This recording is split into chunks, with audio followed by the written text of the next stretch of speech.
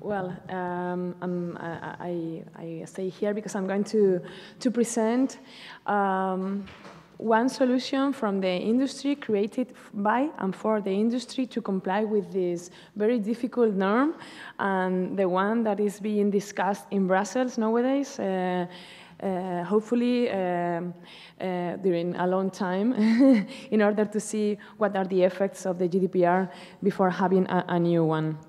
Okay, I have 7 minutes to explain this solution. I will try to fix to my timetable. This is my brief agenda.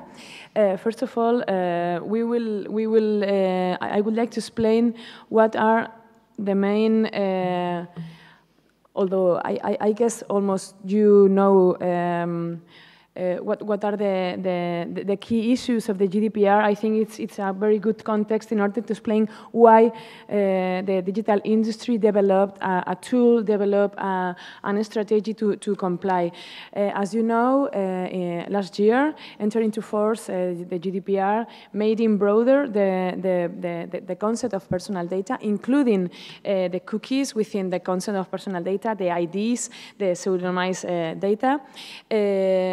It also make like a narrow approach for processing of personal data, not with the GDPR, but also in connection with this e-privacy regulation that states that always that you use cookies, you just can use the consent. New right of the users, the right to be informed, and important. It is important because the consent needs to be previous and informed. That it is something that it was quite difficult in the digital sector because, as you know, this is a very dynamic sector. In less than seconds, it is decided what cookie goes to what terminal. A new obligation for data controllers, information, legitimations, and all stuff. So, why was this tool created? This tool was, or this framework was created in order to help all this supply chain to be able to show target advertising, to process personal data complying with the GDPR, with the data protection regulation, and also with the e-privacy regulation. It was adopted in April last year. With, as I told you in advance, within the industry and for the industry. It's an open source solution.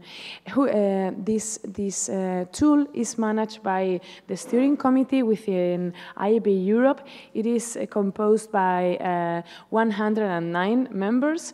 It is composed by 24 publishers, 51 technologies, and 16 national IABs. And they decide, as you see, like in a big approach, what should be the focus of this regulation. And it is focused to help publishers, vendors, technologies, advertisers, and of course users. That is the key, the center of this framework. This is, as you know better than me, how the ecosystem works. And as I told you, it was very difficult to comply with this new regulation in this very dynamic and complex and global framework. Asking for the consent to the user within for the publishers and for the technologies and vendors within seconds. So this is why the transparency and consent framework was created.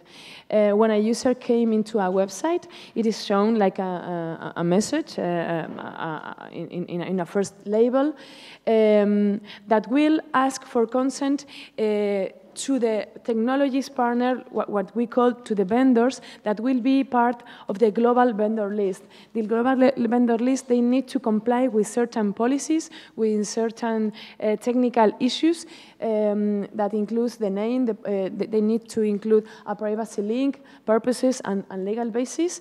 And it is shown in this information through a tool that is called the Consent Management Framework, the Consent Management Platform, that they connect vendors and publishers. And user is able to choose between the different purposes he wants his data be processed. So he can give the consent to the publishers and all the supply chain. That it was something that it was one of the key debates, at least in Spain. Who is responsible for the cookies? Who is responsible for the for the secondary purposes of the cookies? This framework is based on 4 pillars. It is based on a very easy user interface that tells the users directly what are the purposes for which its data are going to be processed. It is based on some policies that the vendors and the publishers and all the supply chains need to comply. This is based on this global vendor list that publishers will need to take a look in order to use it. And of course, it's based on some technical specifications in order to come into this framework. The first version of the framework, it was the version 1.0, and but we need to speak with regulators and we need to listen to publishers and all the sectors. And once we have their feedback from publishers, from regulators, we were working at the steering committee during almost a year in this version 2.0. And we have been developing new signals for the users. They can use signals for legitimate interest in certain circumstances. It is also new possibilities for publishers to decide whether they work with some vendors or not. Also, the vendors have what is called the consent string that it is necessary for the consent.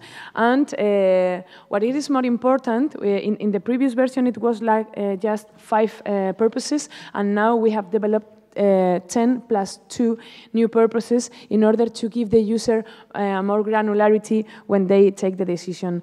Here you can see what were the first purposes, and now these 12 purposes that, as you see, they give more transparency. They empower the user to decide if they want their data to be used for measurement, for advertising, for every single purpose, and based in consent and in legitimate interest in certain circumstances. And I think I have almost respect the 7 minutes to this complex framework. I come back here if you have any questions. Thank you, Paula.